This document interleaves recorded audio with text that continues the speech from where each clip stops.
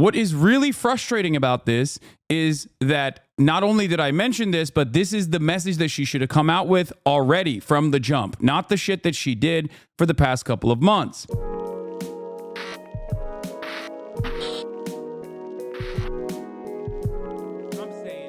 Anyway. To our chief White House correspondent, Mary Bruce, in Pennsylvania with the latest on the Harris campaign. Good morning to you, Mary. Bro, I don't know if you are Brandon Buckingham. I don't know why the you keep repeating this over and over again. I know this is unrelated, but Brandon Buckingham made a great documentary about the life in southern Lebanon that's being suppressed by the algorithm. Please react to it if you haven't already. Try to bring more attention to the situation. What I don't understand about this is that, like, wasn't that guy chirping about how much of a terrorist I am? Like, the election is tomorrow. I'm kind of surprised that that guy literally was like crying about how he's an edgy boy who literally loves Sam Hyde, who is a pedophile Nazi. Okay. But simultaneously, he has been extremely critical of my coverage over Israel-Palestine, which I've always been truly shocked by. Okay. But also he is, I guess now, I don't know. Didn't he try to chirp at you in person? Yeah, he did. I'm glad that he has arrived at, I guess, a normal position that, like, the Lebanese population is worthy of dignity, and he recognizes their humanity, you know? The red tomato pig with him, yeah. Good morning, Robin. Well, Kamala Harris is finishing out this Harris making a final pitch to Michigan voters ahead of the election. Let's take a look. Campaign crisscrossing this all-important state. She's hoping to turn out every last voter by convincing them that she's the candidate who can turn the page. Overnight, Vice President Kamala Harris making her final pitch to voters in Michigan. Michigan, I am here to ask for your vote. I am here to ask for your vote. Eager to end on a positive note, Harris not mentioning her opponent by name, opting to focus less on Donald Trump and more on the kind of president she would be, drawing a sharp contrast. I pledge to listen to those who will be impacted by the decisions I make. I pledge to listen to experts. And I pledge to listen to people who disagree with me because, you see, I don't believe people who disagree with me are the enemy. In fact, I'll give them a seat at the table because that's what strong leaders do. But in a state with one of the largest Arab and Muslim populations, Harris well aware the war in the Middle East is a crucial issue. In East Lansing, opening her remarks with a pledge to end the conflict and suffering. This year has been difficult, given the scale of death and destruction in Gaza, and given the civilian casualties and displacement in Lebanon. It is devastating. And as president, I will do everything in my power to end the war in Gaza, to bring home the hostages, end the suffering in Gaza, ensure... This should have been her starting point and her first message right out the gate, and she inevitably expanded upon this. I'm going to talk about this. I covered this briefly yesterday. And I actually posted about it as well, even though I got context noted by the dumbest individuals of all time. I said, unbelievable. This Palestinian Lebanese victim-centered rhetoric only came after Trump courted Arab voters in Dearborn. For months, we have been screaming that a change in Israel policy/rhetoric is the morally correct and politically sound decision. Now it's likely too late. And a lot of people, I guess, chose not to understand what I was saying, especially because this is the first time that she actually talked about the humanity of Palestinians and the Lebanese from the perspective of them being victims to Israel's actions, and without framing the context around October 7, Hamas, or Israel. She still maintained the position that Israel has a right to defend itself, but that came after. Words and the emphasis that you place on words matter, okay? Especially for someone like Kamala Harris.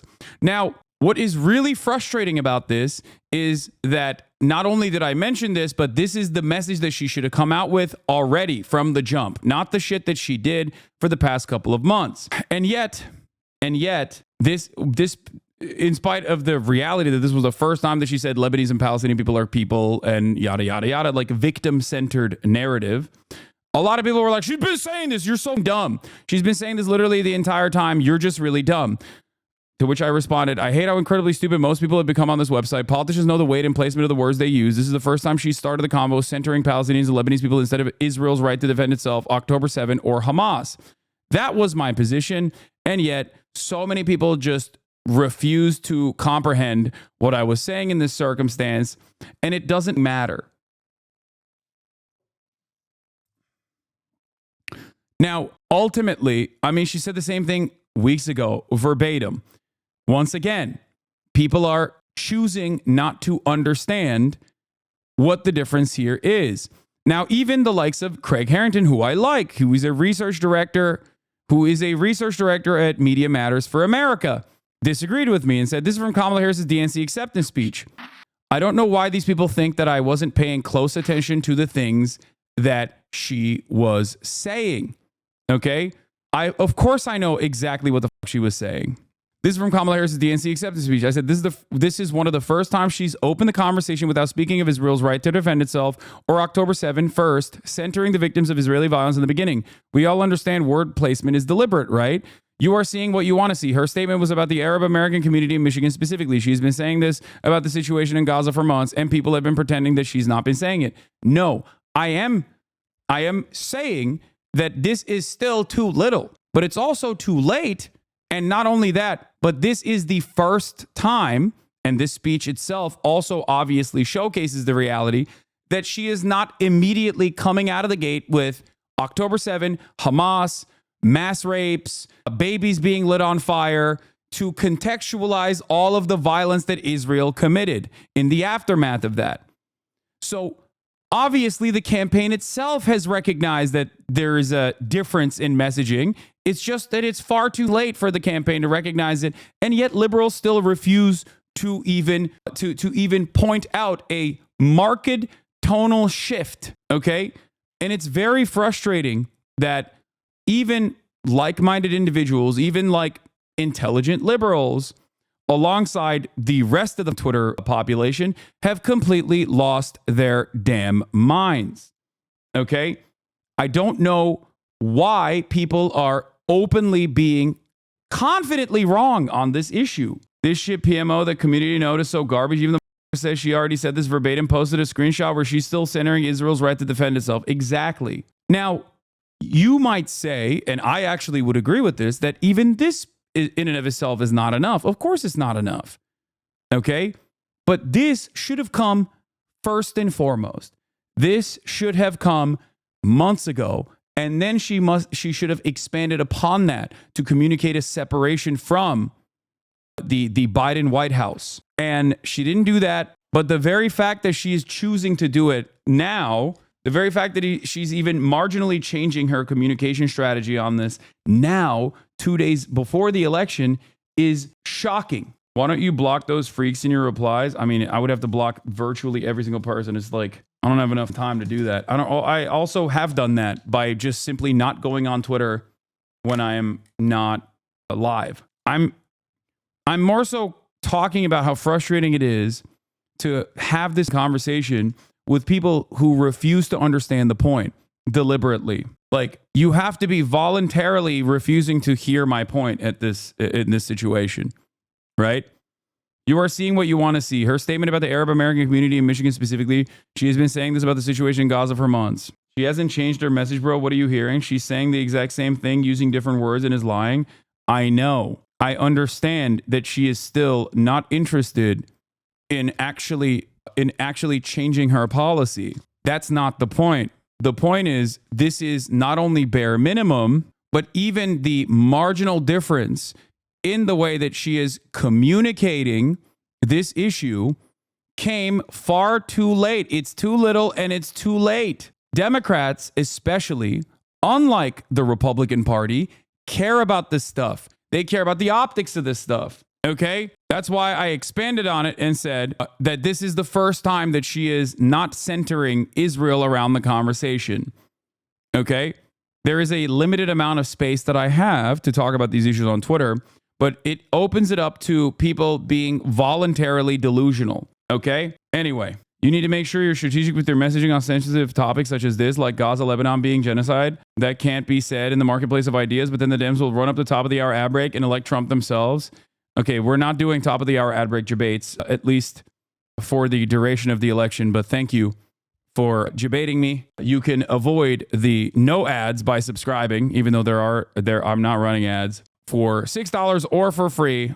And you can support the stream by subscribing. Anyway, great filter event is tomorrow. So pog. Yes, I did cover the Epstein tapes yesterday. Isn't Swam Marcus a libertarian that lived in Thailand? I don't know. I don't care. People are so stupid. And I like that there's enough members in this community that are hate watching currently that this dude's response went from 5.3K likes to 6K likes instantly. Like, welcome to the broadcast, chatters who are in here watching, hoping that they can have something that they can clip out of context and keep crying because they have no interest in the election, nor what happens in Israel, nor what happens in Gaza, and are specifically just here because of their hyperfixation. Anyway, Benign Burger, thank you for the 20 gifted subs. So, if it matters, your first tweet I didn't understand, it was like, she has said these things. Your replies clear it up, saying you meant things without the Israel part. Yeah.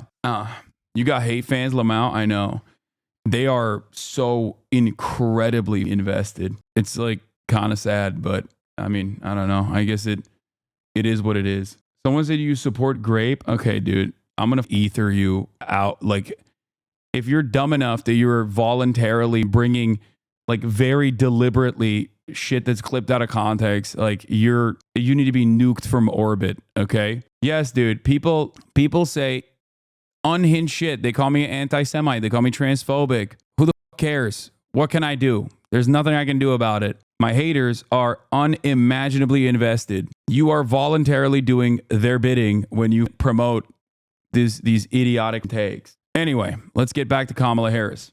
Israel is secure and ensure the Palestinian people can realize their right to dignity, freedom, security, and self-determination. The vice president crisscrossing the key battleground state on her last weekend of campaigning, hoping to get out the vote and reach key constituencies like black voters, with stops at churches. But joy cometh in the morning, and church morning is on its way. And black-owned businesses. This is a fight that is not against something as much as it is for something. Right. In the final sprint, both campaigns trying to broaden their reach, playing ads during NFL games, speaking directly to voters. Just remember, Kamala and her friends broke it. I'll fix it. Most important election in the history of our country. He just looks like shit. God damn. Go and vote. Now, the baton is in our hands. I pledge to seek common sense solutions to make your life better. And I pledge to be a president for all Americans. Harris taking a moment to cast her own ballot, too, by mail. Make sure you fill out your ballot. I did mine. I'm going to put it in the mail. And making a surprise appearance on Saturday Night Live, playing the mirror image of actress Maya Rudolph's version of her. Because what do we always say? Keep Kamala and carry on, Allah. Now Kamala Harris is spending the entire last day of this campaign here in Pennsylvania, the state most likely to tip this race. And she has several events throughout the day, and then it culminates in what is expected to be a massive rally here. And guys, she is leaning on some big names like Katy Perry, Oprah, Lady Gaga, Ricky Martin, The Roots, and others to help get her across the finish line. Okay, Mary, thanks. Vice President Kamala Harris will be. I think that one of the things that Kamala Harris should have done, like an easy gimme, was to send Bernie Sanders and Tim Walz to Joe Rogan. Instead, they sent John Fetterman, which is, the absolute worst person I can think of to go on a 3-hour broadcast where you have to speak for 3 hours straight. But, what the fuck do I know? Every single thing that I have said since the DNC in terms of like what kind of messaging she should lean in and what kind of messaging looks bad. Blueprint, which is a Democratic Party pollster that looks at messaging resilience, okay, has confirmed over and over again. I said from the jump, expanding Medicare, good. Top marks on Blueprint. Expanding or price gouging, good. Top marks on Blueprint. I love small businesses. I'm going to do tax cuts for small businesses. Bad. Lowest marks you can possibly get on Blueprint. Okay? A Democratic Party pollster that analyzes the strategies, the communication strategies of certain statements. Okay? Horrible mistakes in terms of like rushing towards Brandon and saying that you are just like Brandon, that you are not going to be different than Joseph Robinette Brandon at all. Horrible, horrible message. Really, really bad marks on Blueprint. As the chair of the BOCC, I was invited again to meet with Kamala Harris as she arrived in North Carolina last week. Every opportunity with her, I've used my time to advocate for Gaza and the West Bank. This time I was surprised, rambling thread of my thoughts processing. I've been asked why I continue to meet with Kamala Harris, and honestly, it's difficult deciding. I go back and forth every time I'm invited to meet her. Sometimes I go, sometimes I don't. This first time this year, back in February, I was chastised by other political leaders in Durham for wearing a keffiyeh when meeting her. I was told I was causing trouble. That experience, though uncomfortable and stressful, showed me that my presence in these spaces isn't just to have a conversation with the VP. It is also to educate and inform other leaders around me that Gaza is an issue that matters. I do, in certain instances, whenever I talk to like actual DC people, like people that work either directly when I talk to politicians themselves or people that work in their immediate orbit, I'm genuinely shocked at how much of the overarching attitude within DC comes from them being kind of out of touch with different narratives, different realities, and different messages that are resilient. Their only access to this sort of stuff comes from polls, okay? They are only informed after the fact. And even then, they just still, I think, have a lot of older people that are ideologically committed to a certain kind of framework. They're ideologically committed to third way neoliberalism. They're ideologically committed to tacking right. And so they refuse, like the older analysts, the older staffers, and the people who make these communication decisions, I think, refuse to reckon with even the focus tested messages. And obviously the focus groups and the focus tested messages can almost always refuse to look at certain realities. Like that's the reason why you don't hear a lot of like messaging on Gaza, for example, with the exception of like other outside polling, like CARE doing a poll on Muslim voters in America or things of that nature, right? Polls don't make you send the cops on students. Ideology does. I mean, I think so, but I am shocked at how much of this is not like nefarious and cynical, even though there is a good bit of that nefarious and cynical hard-headedness. So much of that is just specifically because they just don't talk to a person that has a different perspective, and their opinions calcify within the bubble that they're in. I think that's what it is. Oh my God, everyone is saying talk to her. What the is happening? Holy shit, this chat is so brain rotted. There are more Jews than Muslims, and Dems think all of us are concerned more about Israel. I know, it's wrong. There's also no evidence to show that. There's only evidence to show the exact opposite. Like, it's not like there aren't polls on the matter. American Jews have said Israel is their 9th priority out of the top 10 priorities. They are American. They vote as Americans. They are not Israeli, and they are not voting on behalf of Israel. That is the weird reality that a lot of people don't recognize. Okay? It's almost funny when you think about it, when it's like they're doing woke dual loyalty narratives. You know? They're doing dual loyalty narratives, but woke. So frustrating. Working with a former congressperson has always shocked me how much they just blindly believe what lobbyists tell them with little skepticism. Yeah.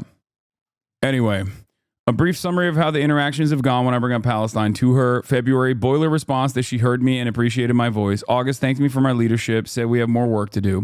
But like I started, this time I was surprised. She immediately remembered me and baby Abdul and took him in her arms. When I started to speak with her, she really zoned in, more than she has in the past. I told her Gaza must be saved. I also shared with her that Aisha and was Tawkir's close friend and wife. She and her family deserve justice and haven't received that. She held my hand and looked me in the eyes. I promise you this will be my top priority. I promise you. I know words can be empty. I know she's VP right now. So why did I still vote for her? Because whether you agree with me, she's the only one who can bring an end to the war as president. Okay. How to tell a friend to vote for Jill Stein is not the biggest brain idea. I don't know where to even start this subject. Okay. I have never been a pro Jill Steiner. I do not like Jill Stein. I do not like the Green Party. Many people know this already. I've talked about it quite extensively. You know, I understand why people do protest votes, but if you think that you're going to teach the Democratic Party a lesson, let me tell you, you're not. You know, do whatever you want to do. Could start by saying her VP is transphobic and pro-abortion limits. Yeah, I don't even know enough about like butch wear, but I just don't. I am sorry. I cannot trust a party that only remembers that they exist every 4 years. Okay? Like, you can complain and say I'm in the pocket of the Democrats all day, every day. I think it's ridiculous. Okay? Adam Conover made a video about it and made everybody mad, lol. The problem with third parties. We all want more choices in our political system. I do too. But unfortunately, in the US, we have a winner-take-all political system. In other countries where they have proportional representation, if a third or minor party gets just 5% of the vote, then they get 5% of the seats in the legislature, so they get real power. But in a winner-take-all system, they don't get power. Instead, they just take votes away from the party that they're more closely aligned with and often throw the election to the party they're most opposed to. The only aspect of this that I don't agree with is that it is up to the Democratic Party to win those votes. Okay. I'm not someone who's going to be like, unless you're voting directly for Trump, unless you're voting directly for the Republican Party in any capacity, I am of the mindset that, and even then, like, it's up to the Democratic Party to win those votes back. Okay. But I will stop you and tell you not to do that. I will urge you not to do that if you're like, oh, I'm going to vote for Donald Trump. Having said that, however, my mindset on this, I think, is, I guess, quite controversial in American politics for some weird reason. But I believe that the entire purpose of voting is so that you can extract concessions from the party that you are voting for. That is the underlying basis of democracy. The notion that like these votes are being taken for granted is a silly one. I don't agree with it, and I don't think it's a successful method anyway. Why would you urge me not to vote for Trump? I'm curious, and I have always an open mind. Where do I begin? Donald Trump has greatly accelerated the income and wealth disparity in this country. It's something that I actually think is unconscionable and is one of the major problems that Americans are facing. He did this by offering permanent tax cuts to the top tax bracket, myself included, and also corporations. He also offered minor tax cuts to the working class Americans in an effort to justify the major tax cuts that the corporations of the wealthy were getting at a time when record high profits were happening for them regardless. He did not have to do that, but he did it regardless, and that was his signature legislative accomplishment. Donald Trump also undermined every single federal regulatory agency by directly appointing people who were tasked with destroying said agencies their entire lives. Donald Trump is also unimaginably white nativist in his immigrant agenda, in his rhetoric towards migrants. He's dehumanized migrants actively and deliberately. I find that to be completely unconscionable. He is Hitlerian in his policies, in his advocacy, and also sometimes directly paraphrases Adolf Hitler, like when he said immigrants are poisoning the blood of this nation, or when he said that, or I guess people in his campaign had said that America should be for Americans at the Madison Square Garden rally, only less than 100 years after the Nazi rally that had taken place in Madison Square Garden, where they channeled similar sentiment. Donald Trump has also, promoted Hitlerian generals, said that he wanted Adolf Hitler's generals, or because he doesn't really understand the history itself, doesn't realize that Hitler's own generals tried to have him assassinated numerous times, but that's besides the point. The fact that he still wants that is ridiculous. Donald Trump does not give a single shit about anyone. He only cares about himself, and he only cares about people who are exactly like him, extremely wealthy. His mass deportation policy will be devastating, is akin to Nazi Germany. Hitler also originally wanted to deport everyone, and he didn't arrive at the final solution immediately. He originally wanted to do the Madagascar plan for the Jews, which he wanted to just deport them, right? But after years and years of dehumanizing rhetoric and recognizing that the financial calculation benefited just simply killing everyone rather than deporting them, that's how the Holocaust happened. Donald Trump's foreign policy track record is also devastating, with some exceptions. I would say that on North Korea, he was better than the Democratic Party. He was less militant and wanted North Korea and South Korea to come to terms on their own, which I thought was decent. But beyond that, it was, horrifying. Donald Trump threw aside Barack Obama's signature foreign policy accomplishment, the Iran denuclearization agreement. Iran said that they would still follow the Iran denuclearization agreement, which wasn't just simply kept up by the United States of America, but also numerous European partners. Our European partners were still going to the nuclear facilities even after Donald Trump said he was casting aside the Iran denuclearization agreement, and said that Iran was still following the process because they thought America was not insane enough to do such a thing. Donald Trump responded to that by adding additional sanctions on Iran. Donald Trump also set the stage for October 7 by moving the American embassy to Jerusalem and solidifying Israel's occupation of East Jerusalem. Donald Trump also gave Golan Heights, which is annexed and occupied Syrian territory, to Israel. Donald Trump also did the Abraham Accords, which completely sidestepped Palestinians and wrote out Palestinian emancipation from the equation by simply putting forward on paper the already normalized relations between these Gulf states and MENA states that are American client states for the most part with Israel. And that was obviously endlessly frustrating. Donald Trump's Supreme Court appointments obviously did Roe v. Wade after lying to the American public, saying that they were not going to ever overturn Roe v. Wade because it was a super precedent. Yeah, I mean, I don't know. There's a lot. Donald Trump's climate change policies were so unimaginably bad that even American industry leaders had to say, we can't have this level of carbon emissions. It's actually going to destabilize the planet. Thanks for some insights and actually explaining some things. I figured I'd get dehumanized for asking this question. Wait, what? Why? You said you have an open mind. Why would I dehumanize you? What the Donald Trump's far-right Supreme Court has overturned the Chevron deference, greatly reducing the power of the federal regulatory agencies. There are a million different things that the Trump administration did. Donald Trump's overall attitudes about, I think, dangerous misinformation spreading is genuinely terrifying for the future of this country. He has greatly destabilized this nation. Even on the rhetorical front, Donald Trump has also defended Nazis marching through the streets, where he very famously once said after the Charlottesville Nazi rally that there were very fine people on both sides. There were no fine people on one side of the equation. The Nazis did not have very fine people on their ranks. That was ridiculous. Donald Trump has wined and dined direct neo-Nazis like Nicholas Fuentes, just like everyone's favorite debate lord, Destiny himself. Donald Trump has openly kept neo-Nazis with direct ties to former Nazi groups like Sebastian Gorka in his cabinet, in his administration. Yeah, just a bad guy overall. Donald Trump utilized the marshals to assassinate someone who had killed a neo-Nazi in Portland, and then openly fantasized and openly took credit for the assassination. What else? Why is this race so close given what you just said about Trump's failings? I mean, so much. Yeah, that's another one. That's a really good one, actually, that I keep forgetting to mention. There were a shit ton of domestic white supremacist, white nationalist acts of terror under the Trump administration due to the fact that Donald Trump was utilizing the bully pulpit to justify and sometimes beef up and give confidence to these neo-Nazis, so much so that they demonstrated openly in Charlottesville in the Unite the Right rally, where they didn't even fear political repercussions.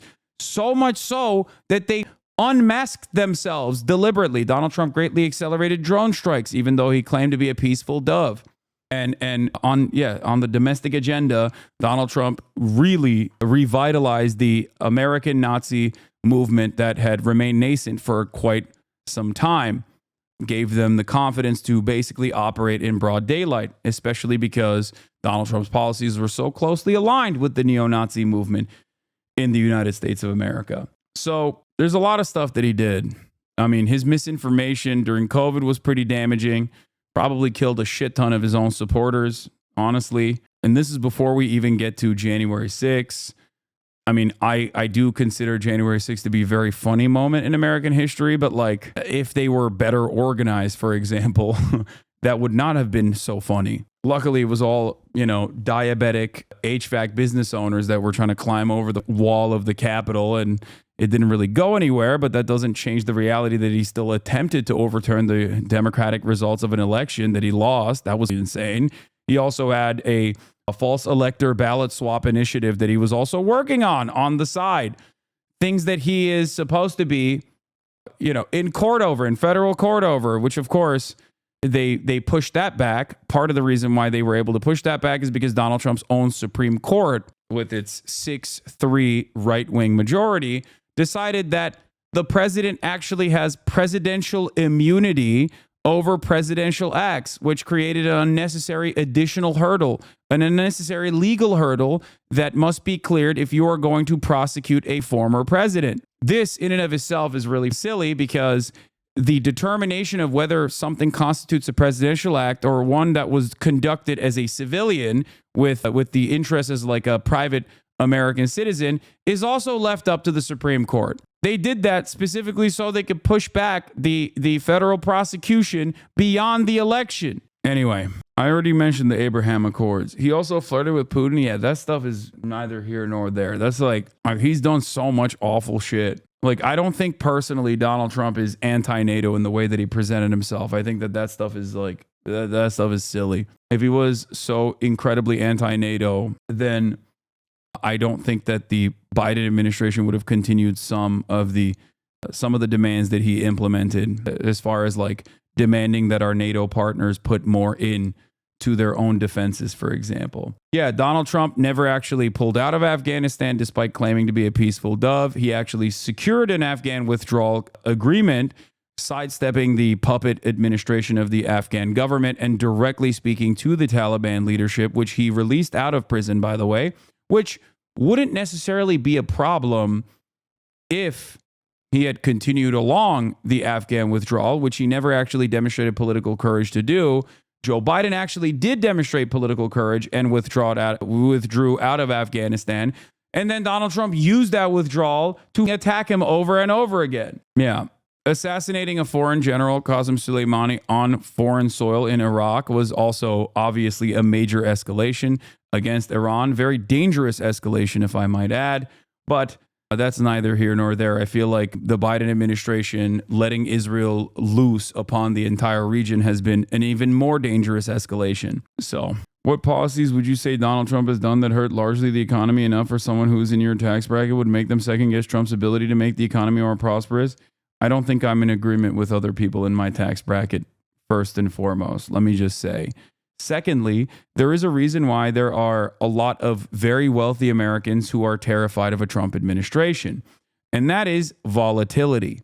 Okay? Donald Trump is an uncontrollable demon. Okay? He is so self-interested and he's so malleable in many respects that he can do anything and everything at any moment. This creates volatility. Volatility, to a certain degree, can be beneficial for wealthy people, but volatility beyond a certain level creates instability, which is not good for profits overall. Okay? Oh my God, he was already president? Yes, he was. And shit was not good. What do you mean? I think the only reason why people say, oh my God, he was already president, shut the f up, is because you just forgot what it was like when he was president, which is part of the reason why I say the Kamala Harris campaign actually up on the communication front, on that front as well. Kamala Harris could have reminded people how shitty it was, what it was like when Trump was president, what it was like when so many of your immediate family members just had their brains broken, lost, basically dead at this point. Some of them literally did die due to COVID. Anyway, people have a lot of short memories, but how can you blame Trump for COVID? What? I'm not blaming Trump for COVID existing. I'm blaming Trump for not taking adequate countermeasures and routinely spreading misinformation about how to deal with COVID directly at odds with the professionals that he had hired in his administration to deal with it. I've noticed there's a pretty distinct difference between people who remember vividly the feeling of election night 2016 and the following 4 years and those who don't remember that at all. It's understandable. I think we have short-term memory, and it's made especially worse by the social media cycle that just like hypes things up for 24-hour time frames, and then you forget about it immediately. to. Even if they don't intend to, they functionally act as a spoiler. And you can see that in our political system because the GOP has literally tried to help Jill Stein and the Green Party get on the ballot and get them more votes. Now, there are third parties that escape this trap. The Working Families Party is incredibly effective because they run fusion candidates with Democrats they support to pull them to the left, and they organize year-round to build power for working people. But unfortunately, most third parties in America don't do that. Instead, they just run one candidate every 4 years, bank a lot of donations, get a lot of votes, get a lot of press, but the functional effect of doing so is to give power to the party and policies they oppose the most. And as much as we wish it to be otherwise, that is simply not an effective political strategy until we get ranked choice voting and an interesting bit. I don't think they're trying to remind people how bad Trump's term would win. There have been psych studies that we are in a mass event where the wide population basically memory hold late 2020 through 2021. It's a really cool study at the moment, but people legit do not remember it en masse. So trying to remind them could just fail. No, I'm not talking about 2020 till 2021. I'm not talking about COVID. I do understand why people memory hold COVID. COVID was a traumatic global event that a lot of people do not remember or want to remember fondly. That part I understand. Okay. It's psychological trauma. No one wants to remember it because it sucked. That's not what I'm talking about. I'm talking about everything leading up to COVID. I'm talking about virtually everything leading up to COVID. That's why like Charlottesville and like the misinformation, like the utilization of the bully pulpit. These are significant things. These are very significant things. Like I think one reason why Joe Biden won over Donald Trump beyond COVID was also the fact that Americans were slammed to the television every single day because Trump would do something insane every single day. Okay? It's impossible to remember every single thing that he's done. Here, I'll give you an example. Many people in here are probably going to be shocked when they find out that Donald Trump early on in 2016 claimed that a Mexican-American judge could not preside over his case because he was of Mexican background. That is just pure racism. Okay? Pure racism.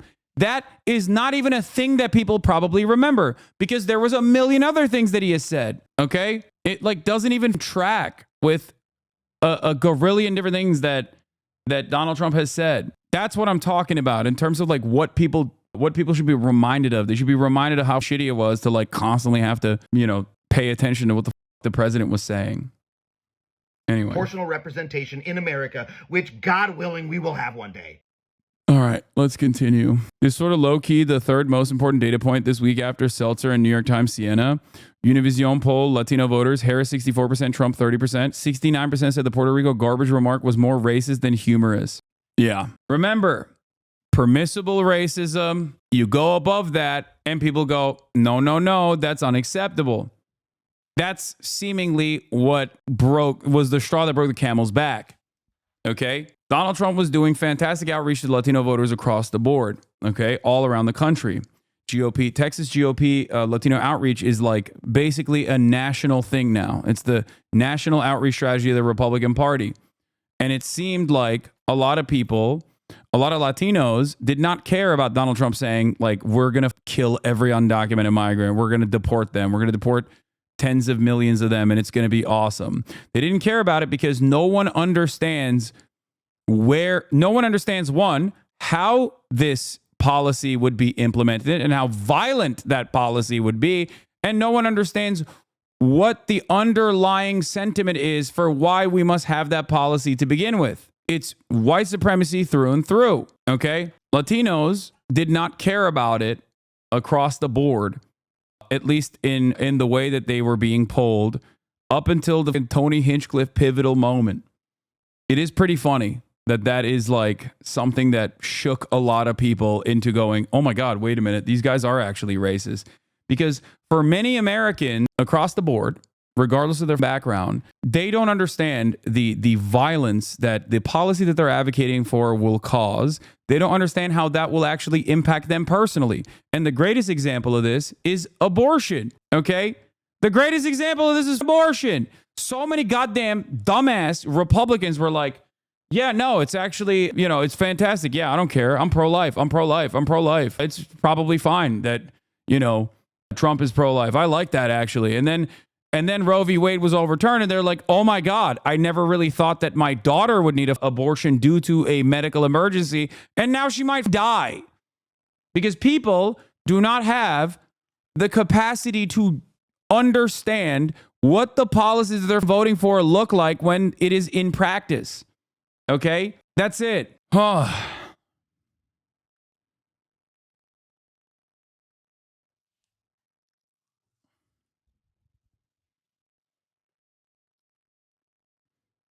A lot of Republican policy revolves around pure selfishness.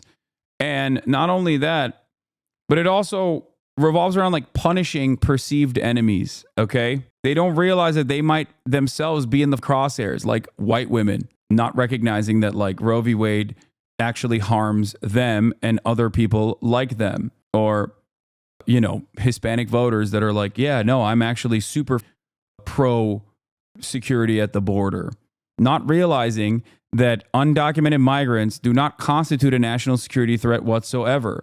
There is no evidence for this. Okay. Correct me if I'm wrong, but every state where abortion is illegal, there's a life exception for abortion. Brother, there is no reason for abortion to be illegal. Every single state has now voted when given the opportunity to legalize abortion again. The f*** are you talking about? And women are still dying regardless of the life exception.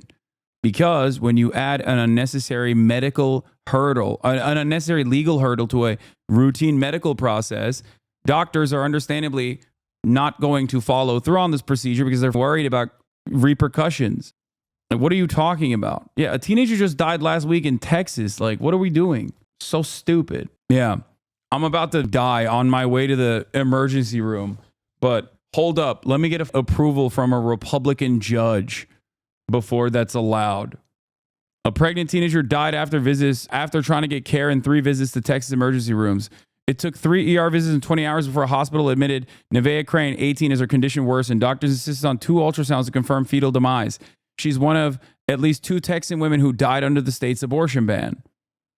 That's how it works. How the f*** is this still a question? Like, I don't understand. That's why any kind of legal limitation to abortion, because you've imagined that like women are carrying pregnancies the 9 months, almost to term, specifically to get a fun abortion that is born out of the hallucinations of like the most psychotic individuals out there, legislating at the behest of like actual fascist hallucinations is insane. You are creating unnecessary hurdles. You're creating unnecessary legal hurdles in an instance that does not require any hurdles whatsoever.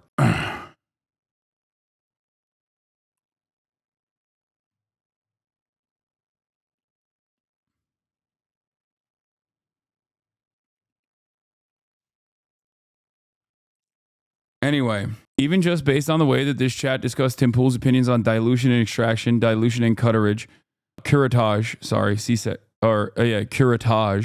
it is so clear the lack of education is why we live with these outcomes. This community is at least supportive, even when ignorant. Now think about the idiot hogs, and everyone makes fun of The Handmaid's Tale, but to be honest, that shit is bad. Bar for bar, the current plot and reality. Yes, curettage.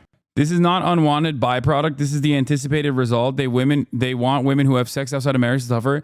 Yes, for some of the Christian nationalist legislators, that is precisely the point. But for many people who think that they're pro-life, or many people who are voting for pro-life candidates, they don't think about it like that. Do you understand? People are voting. By the way, this is also stupid because like a shit ton, I forget what percentage, but I think it's like the majority of women who get abortions are already mothers. Okay. So that also doesn't make any sense. It's not like they're doing it out of wedlock. They're doing it out of necessity. Anyway, let's move back. Harris, Wallace, and campaign surrogates hit battleground states with a unity message for voters. In Pennsylvania today, after a Sunday spent in Michigan visiting a church and a barbershop and urging young people to vote at Michigan State University. Nancy Cordes is in Detroit. Nancy, good morning. Implying mothers are married. Their marital status doesn't matter, dumbass. The f*** are you talking about? Like, oh my God. Not all mothers who are getting an abortion are married. What the f*** point does that make? What difference does that make, dude? Married or not married, it doesn't matter. The conversation is about women's bodily autonomy, a medical procedure that should be readily available for all people unconditionally. The abortion restrictions are just as stupid as someone deciding that they don't like insulin, that diabetics should die, and that they shouldn't be able to get insulin because of decisions they made in their personal lives because they, ate too many chocolates or whatever. That would be insane. Except it's perfectly permissible and valid when Republicans make that exact same argument for abortion. You said wedlock. Okay, it doesn't matter. Married or not.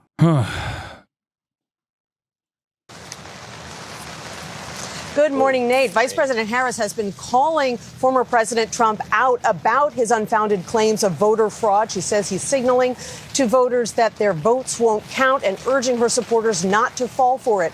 Her campaign is trying to strike a delicate balance right now, signaling optimism because that's contagious, but not so much that any of their voters. Oh my God, come on. Type 1 diabetics need insulin and it's genetic. Type 2 is the one that's usually caused by being overweight. Okay, so what? Exactly.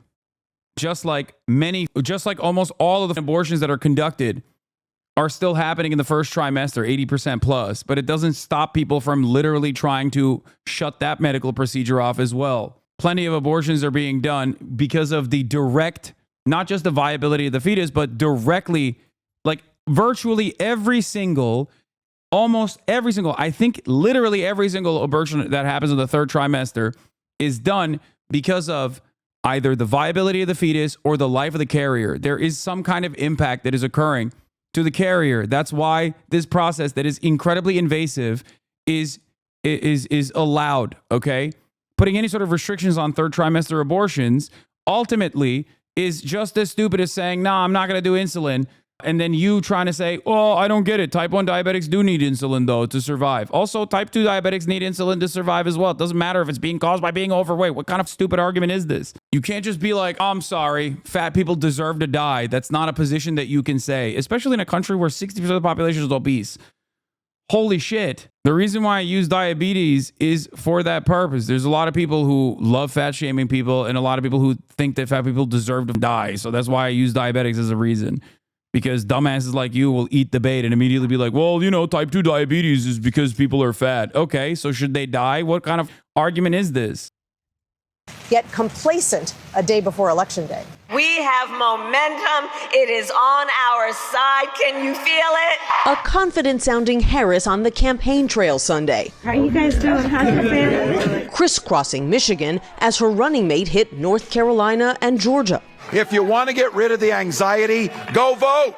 Go vote. High-profile surrogates picked up the slack everywhere else. Hello, Milwaukee. Harris's closing message is about unity, collaboration, and freedom. Including the fundamental freedom of a woman to make decisions about her own body and not have her government tell her what to do. In these final hours, her campaign is counting on a ground game advantage. Thank you very much. We appreciate your support. They say their teams knocked on 3 million doors across the battleground states this weekend. Hi there. My name is Kevin. Kevin Young is a bus driver from Oregon, volunteering in Georgia. If I had to guess, probably between 750 and 1,000 doors that I've knocked, and that doesn't count the ones, where people aren't home. The race was rocked this weekend by a new Des Moines Register poll that has Harris leading in red state Iowa, thanks in part to a 35-point advantage among women over 65. The seniors at her rally in East Lansing, Michigan, were not surprised. I think it's probably because they remember before Roe. We grew up in a time when we had a right to choose, and now they just took it away from us. What next right will they take? Mr. Trump wants to go back. We don't need protection from him.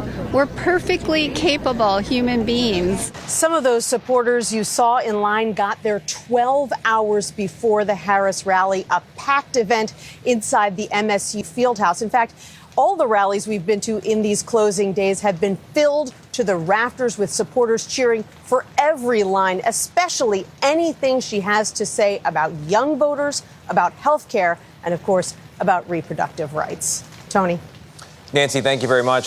One day, as you know, to go until the final votes, the candidates making their final pitch to the nation. Robin, barnstorming through the battleground states over the weekend. Early voting across the country is coming to an end. Over 78 million Americans have already cast their ballots. Final push for both candidates right now. Vice President Harris focusing on the must-win state of Pennsylvania. Former President Trump hitting 3 states in the final hours, North Carolina, Pennsylvania, and Michigan. Our team is in place across the battlegrounds with the campaigns. Rachel Scott starts us off with the latest on Donald Trump. Good morning, Rachel. George, good morning. We are finally here. Just one more day to go. Donald Trump and Vice President Kamala Harris delivering two vastly different closing arguments. Trump's advisors have spent months trying to get him to focus on the message, immigration, and the economy. But in the final days, the former president only leaning more into violent and dark rhetoric. Overnight, Donald Trump using the final moments of his 2024 campaign to air grievances and push false claims about the 2020 election, insisting he should have never left the White House after he lost. I shouldn't have left. I mean, honestly. Yeah, good luck. That would have been kind of sick, because I think that like they would have had to forcibly extract him out of the White House. That would have been sick. Because we did so well. At that rally in all-important Pennsylvania, Trump suggesting he wouldn't mind if journalists covering his campaign were shot. And I have this piece of glass here, but all we have really over here is the fake news. And to get me, somebody would have to shoot through the fake news, and I don't mind that so much, because I don't mind. His campaign telling us Trump was joking, but it's the second time just days ago saying this about Republican Liz Cheney, who has endorsed Vice President Kamala Harris. She's a radical war hawk. Let's put her with a rifle standing there with 9. It's just a joking defense. Yeah, he was just joking, like 9 barrel shooting at her, okay? Let's see how she feels about it. You know, when the guns are trained on her face. You know, they're all war hawks when they're sitting in Washington. I don't know if you answered this already. How do we hold the Democrats accountable if we have to give them our vote? I have mentioned this time and time again. There is no way that you can like punish the Democratic Party. They will not learn lessons. The only way that you can technically do this is by continuing to create outside pressure platforms, groups that actually hold material power, including but not limited to labor unions, for example. Okay? That is the only way that you can build up enough political capital that you can genuinely change the Democratic Party's attitude on a lot of these issues. That's it. Trump's campaign downplayed those comments. The former president. Yeah, also Democratic primaries for sure. For sure. President hitting 3 swing states in one day, going from complaining that President Biden is no longer in the race to calling Democrats demonic. Yeah, it's called organizing, or actually care about politics outside the presidential cycle. Exactly. This is a group of people, large group of people, larger than people think, but it's a very demonic party. It's become that way. The people aren't. The people, Democrats, regular Democrats aren't. Most of them agree with what I'm saying. And as he tries to win back Georgia, the former president campaigning with Herschel Walker, the Senate candidate who lost after it was revealed he allegedly paid a woman he had an affair with to have an abortion, something Walker has denied. We will build a missile defense shield, all made in the USA, wrapped around our country to defend ourselves and our country. It's all going to be made in the United States, and a lot of it in your great state. We'll put Herschel Walker in charge of that little sucker, okay? In the final stretch, Trump also campaigning alongside Robert F. Kennedy Jr. Kennedy, who has pushed a range of conspiracy theories about vaccines, says Trump promised him he would be in charge of the public health agencies. Just every aspect of this is so he's like, I'm going to do all of the bad things. Okay? I'm going to put the anti-medicine guy in charge of medicine. I'm going to put the guy who doesn't know where the he is, who literally lost an election because he kept saying he was a cop when he wasn't a cop, with like incredible CTE damage from a time when they used to have like the pillowy football helmets, in charge of missiles. I don't even know what he means by that. It's just like, I don't even know who the this is for, really. Like, good luck. I want to be in the White House, and he's assured me I'm going to have that. Over the weekend, Kennedy saying that on day one, a Trump White House would advise all U.S. water systems to remove fluoride from public water. So the Trump campaign putting out another statement later saying that the former president received a range of policy ideas but remains focused on tomorrow's election. Today, Donald Trump heads to North Carolina, Pennsylvania, and Michigan, guys. Okay, Rachel, thanks very much. Actually be dangerous just to bring them back to their countries. Their countries weren't accepting them back until I came. You know, with Barack Hussein Obama, I call him the Great Divider. He's the great Barack Hussein Obama. Remember, his middle name is Hussein. His middle name was Hussein, folks. How do we let that happen? How do we let a Muslim How do we let a Muslim man become the president? How dare they? How dare they? They did it. And he hit me. Oh, and Michelle hit me the other day. I was so nice to her. Out of respect, she hit me the other day. I was going to say to my people, am I allowed to hit her now? They said, take it easy, sir. Sir, take it. My geniuses, I'm telling you, they said, just take it easy. Oh, what do you mean? She said bad about me. I can't hit back. Sir, you're winning. Just relax. Is that good or bad advice? I think it's neutral. You know what the response is there? It's like, what do the ladies from North Carolina think about hit back or just relax? Oh, they say hit back. You say hit back. I'd actually love to hit back, but we'll hold it a little while.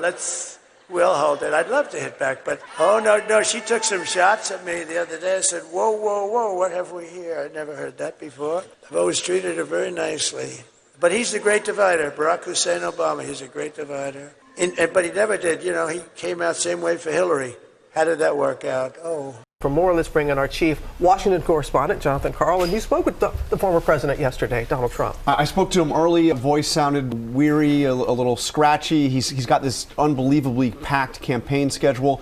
But I have to say, although he told me that he thinks he's leading everywhere, by the way, he said he hadn't seen that New York Times Siena polls that shows him trailing within the margin of error in 4 states. But he did acknowledge to me something I'd never heard him acknowledge before, which is that I asked him, "Is there any way you could lose?" And he said, "Yeah, I guess you could lose. Bad things could happen." The other thing is he took issue with the notion that he's been off message, which some of his top advisors are where he's been all over the map in his speeches, all the negativity, not focusing on the core economic issues that they say he should be focused on. He calls it the weave, and he told me the weave got me elected president, and we saw it continue yesterday. One thing that's pretty consistent over the last week, John, is we saw Donald Trump's message pretty dark, pretty pessimistic. At least in the last day, Kamala Harris coming out much more hopeful and optimistic. Fundamental tenet of modern American politics, the more hopeful, optimistic candidate wins. If it turns out that Trump pulls this out, it's really testing that. Yeah, I mean, it tests so much of what we think we know about politics if Trump wins, both that in terms of the ground game. Look, this has been an intensely negative campaign all around. It's the end of democracy versus the end of our country as we know it.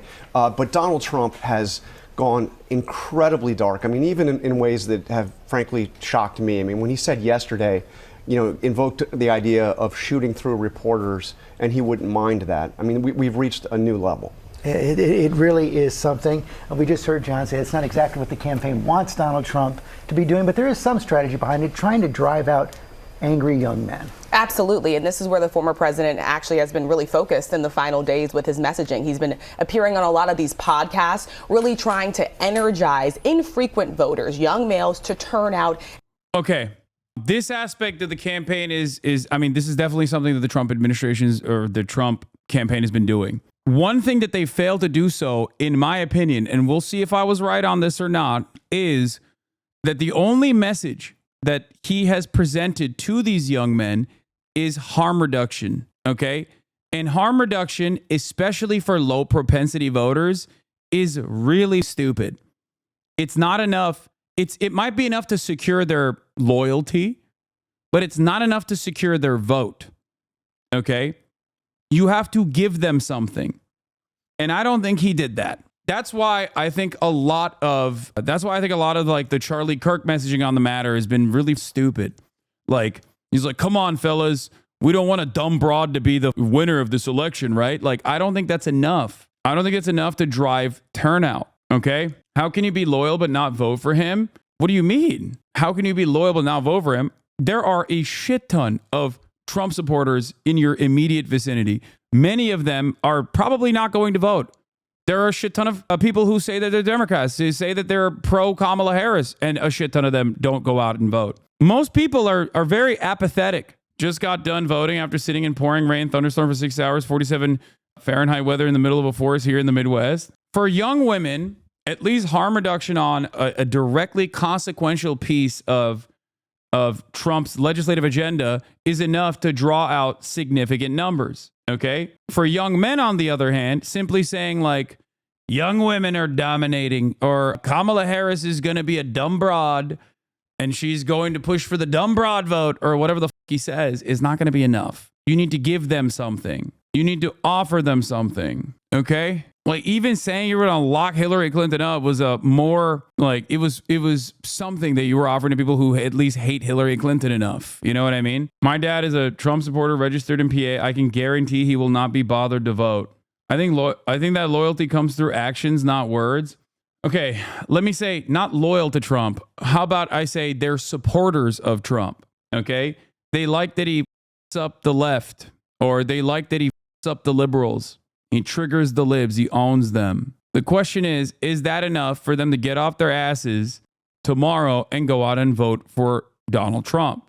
I predict probably not. Part of the reason why I say that is because voting still has a shit ton of unnecessary hurdles, especially for young people. You know, if you're on college campus, you might not be able to vote. You might not be able to cast your ballot for back home. You didn't get your shit mailed off. You didn't get your ballot mailed to you. Okay, and this is why I always say harm reduction strategies are not adequate, are outright ineffective in getting people off the seat, off the couch to go out and vote. Okay, you want to know why, especially for young people? It's because minor inconveniences are enough for someone to say, I'm just not feeling it. I'm just not going to vote. You have to be really passionate and a firmly committed believer that is going to register on time and go out and vote, depending on which state we're talking about. Okay? How does it feel knowing there's at least one Zoomer Groyper voting specifically because Hasan thinks he won't? I mean, sure. Who cares? That's not enough, though. Do you see what I'm saying? Why do you think there historically has been a plurality of people who simply do not vote for either party? One is because of the Electoral College. It makes it so that if you're a Republican in a deep blue state, you're like, why the fuck would I go out and vote? It doesn't matter anyway. It's going to go Democratic regardless. It also causes people who are Democrats in a deep blue state to go, they can win this without me. Okay? So that's one aspect of it. The other aspect of it is that there isn't enough interest for a lot of people to go out and vote because they feel like neither party represents their values or neither party is actually going to do anything for them. That's how it works. There are still plenty of hurdles in front of people that want to go out and vote. It's not as simple as a process as you'd think. And this is why you have to make you have to communicate why someone must vote for you. And harm reduction is good for high propensity voters. They're locked in, they're paying attention, they're highly partisan, and they are going and they're turning out for midterms, they're turning out for generals, they're even turning out for the primaries. Okay? But low and mid propensity voters need to be convinced, especially because they demonstrably have either not voted at all or have voted inconsistently.